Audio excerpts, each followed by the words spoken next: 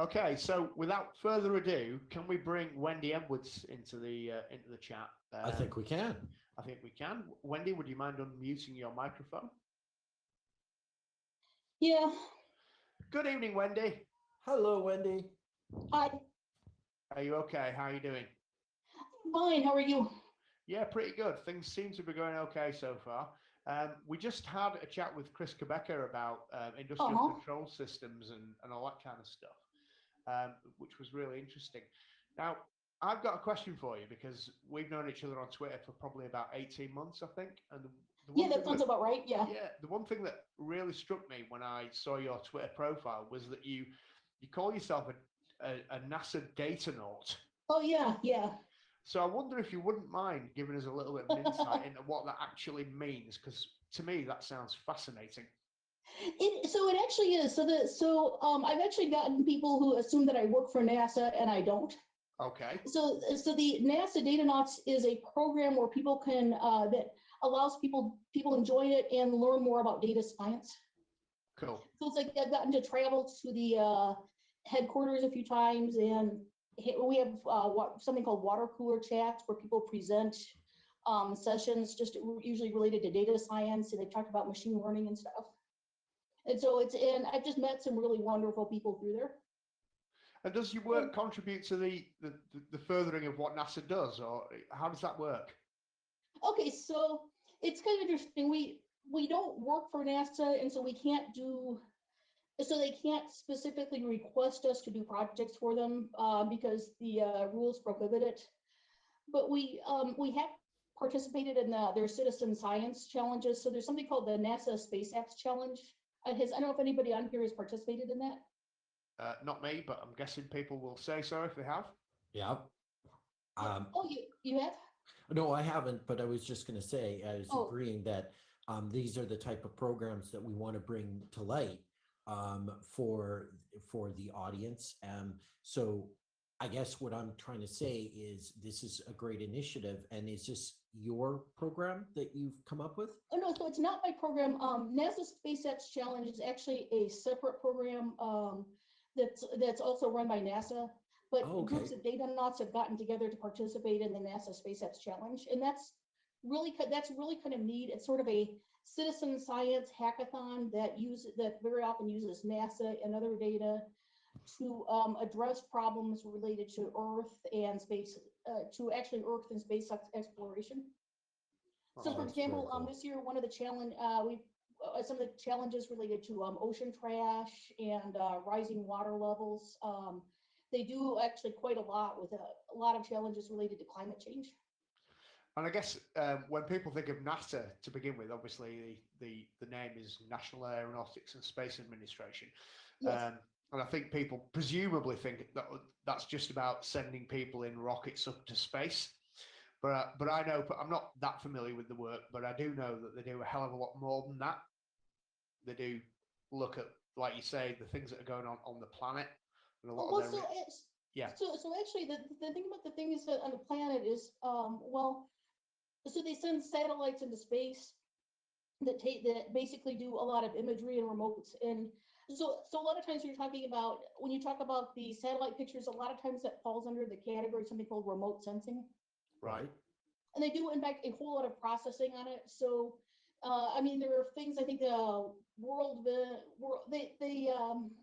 I can't remember them off the top of my head, sorry, but it's like there are things you can, there are programs and stuff, web-based explorers and stuff that you can call up and view a whole lot of data about Earth. Okay. I mean, like you can view, you can view the satellite images, you can view temperature, you can view information about winds. You can view, I believe, algae in the ocean. There's just all kinds of stuff. Sounds fascinating.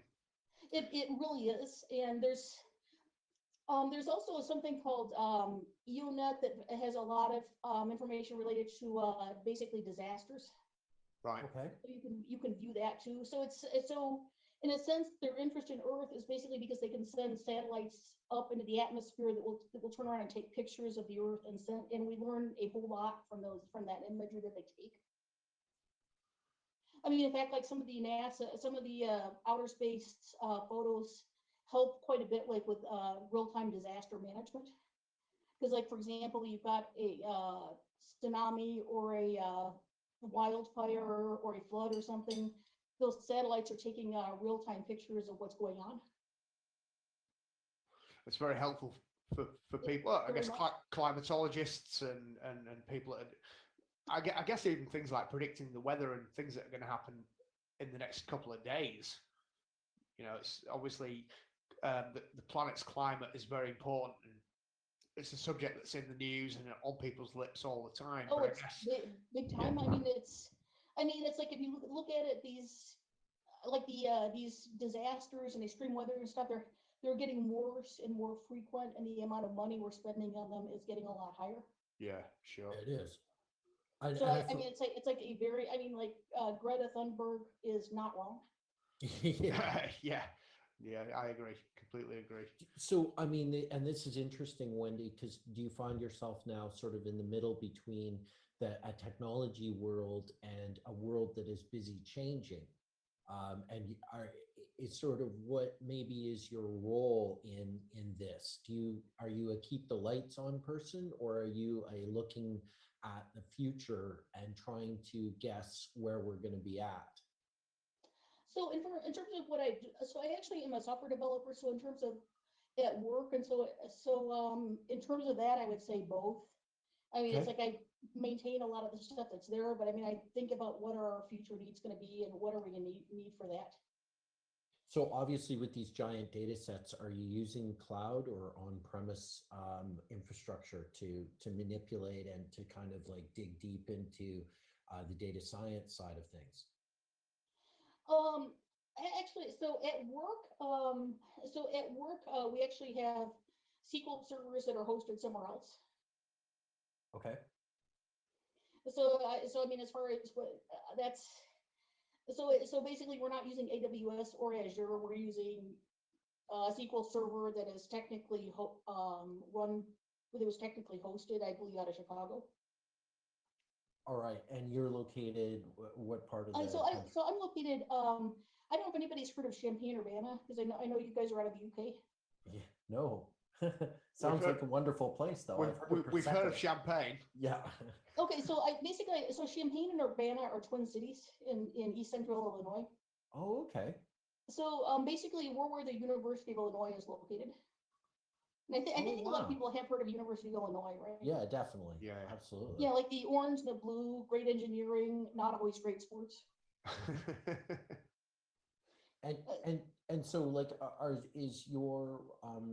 is what you do sort of like in the community related to this, or as a community, are you more on the activism side? No, I'm much more on the technical side. Gotcha. I'm technically a little bit involved in politics. I do some of the social media for the county Democratic Party. And I'm technically a precinct committeeman, though I don't do very much with that. Okay. But so I'm much more technical, I would say, than political or activist.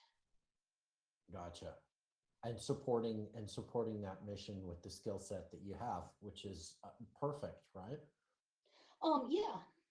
Are you doing stuff with attracting that next generation and getting them engaged in sort of, you obviously have got more than a few years as a software developer.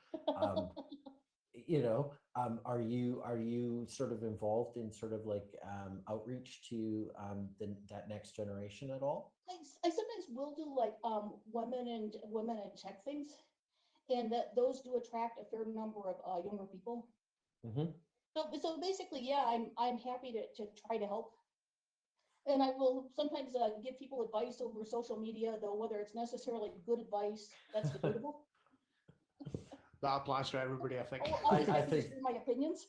Universal law there. Yeah, absolutely. Yeah, cool. All right, Wendy. Well, we're going to let you go now. That's great. Thank you. Yeah, no, really good that. I'm fascinated by that. Yeah, it's just nice. And so far this evening, we've had some really interesting stuff. People have got some really interesting things to share. So I can't compete with Chris, though. No, it's different stuff, and that's what we want to try and get is different perspectives and different insights, and that's exactly why we're doing what we're doing. So Very, very grateful for your time, Wendy. So thank you very much. No problem. Thank you. Thank you.